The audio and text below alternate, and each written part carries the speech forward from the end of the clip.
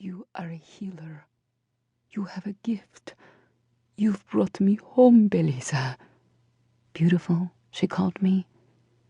I looked exactly like her, with brown eyes too big for my head and long, dark, unruly hair. I'm not, Mama.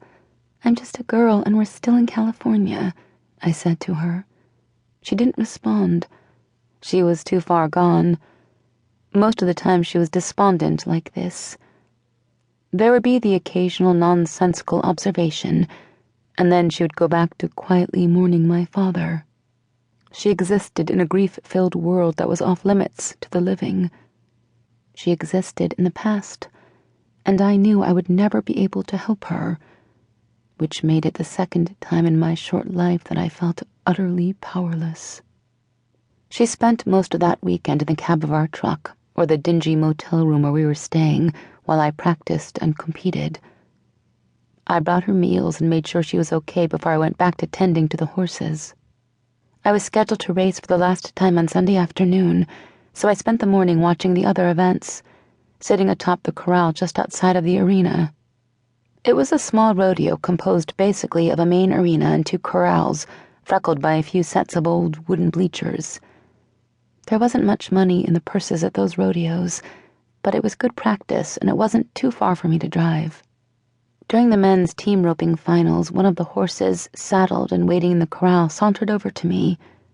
She nudged my leg and sniffed at my jeans. I let her smell my shoes, and then I pushed back against the front of her face, in the space between her eyes and nose. Go. Get out of here. As soon as the words left my lips, I heard a brief whistle. Across the corral stood a man, his face shadowed by the large brim of his black Stetson. The mare left my side abruptly and trotted over to him. I watched as he climbed into the saddle with grace before giving the horse a subtle foot command to move forward into the arena. His team roping partner entered from the other side. Just before the steer was released, the man looked over to me and nodded. The kind of nod that means something. It's the quiet cowboy's version of a wolf whistle. I lost my balance on top of the corral and wobbled just for a moment before smiling back at him. Instantly the steer was out of the chute, followed by the men, one on each side. They roped the speeding creature in 5.5 seconds.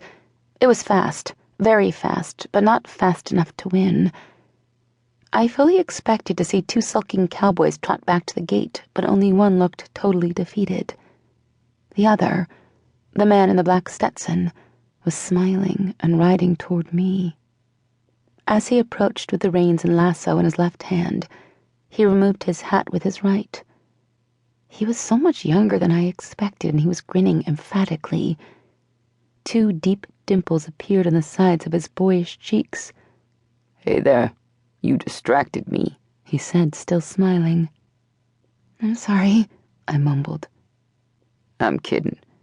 I picked me a dragger. We didn't have a chance." His voice was smooth and confident. He was referring to the fact that the steer wouldn't lift his hind legs to be roped. "Good thing. I thought I blew it for you." "It takes more than a gorgeous woman perched on a fence to throw me off my game," he said, placing his hat back on his head. I never thought of myself as gorgeous, or even a woman, for that matter. My heart leapt and bounced inside my chest. He maneuvered his horse through the gate, hopped off, and led her into the corral where she came up to me again. "Bonnie likes you," he laughed. "You're the only one, besides me." I stepped down and began helping him remove her saddle and bridle. She's a fine horse. "She's a baby, a little too eager, but she'll learn," he said, almost to himself. "Bonnie, huh? Cute name. Are you Clyde?" I asked. He smiled, removed his hat, and reached his hand out. "Oh, excuse me, ma'am. Where are my manners? I'm Jake McCrea." I took his hand and shook it firmly. Avelina Belo. "Beautiful and exotic name. It suits you."